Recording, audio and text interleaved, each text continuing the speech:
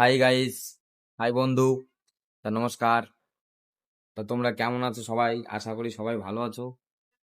তো জীবনে এটা হচ্ছে একটা গল্প বলবো। জীবনে বড় হতে গেলে ছোট থেকে বড় পর্যন্ত কি কি কাজ করা লাগে? কি কি কাজ করা লাগে? নাম্বার ওয়ান হচ্ছে আমরা যা করি, বর্তমান যা করে। কোনো রকমে বাবা মা ঠেলে গুজে স্কুলে পাঠাবে। এই এই তো কেজি স্কুল না স্কুলে গেলাম, ব্যাস কোনো ব্যাপার না। তারপরে কি হবে? যেই 7-8 টি উঠবো, ব্যাস হাতে একখান ফোন।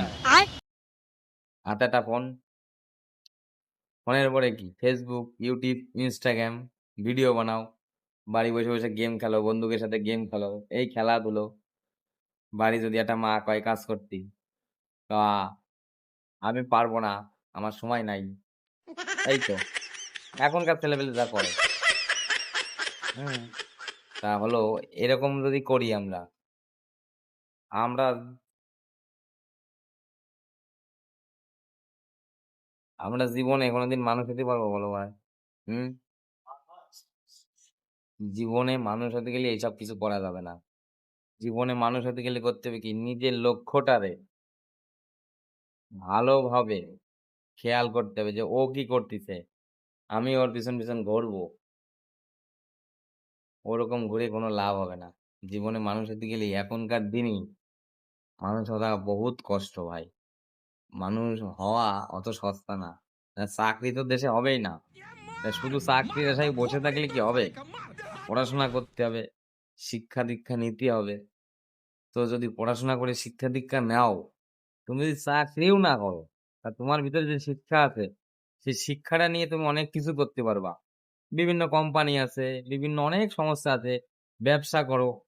কিন্তু চাকরির আশায় বসে থাকলে তো হবে না। চাকরি দেশে আছে।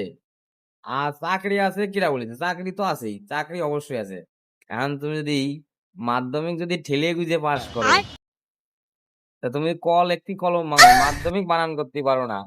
তা তোমার চাকরিটা দেবে কি করে সরকার? যে তুমি তো তোমার একটা চাকরি দিলে তুমি তো একটা ফর্ম ফিল আপ করতে গেলে পরে তুমি সেই জায়গাটায় তোমার যদি বাবলু খান হয় তুমি বালবুলু খান মেহেরবান। এই তো তোমার 8 পাস মাধ্যমিক পাশের চাকরি ছেলে পেলের এই। তাই এই হচ্ছে গল্পটা।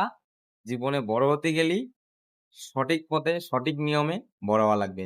আশা করি যদি আমার এই ভিডিও এই কথাগুলো যদি তোমাদের ভালো লাগে তাহলে একটা লাইক, একটা শেয়ার আর চ্যানেলটারে সাবস্ক্রাইব করে দিও ছোট ভাই হিসাবে।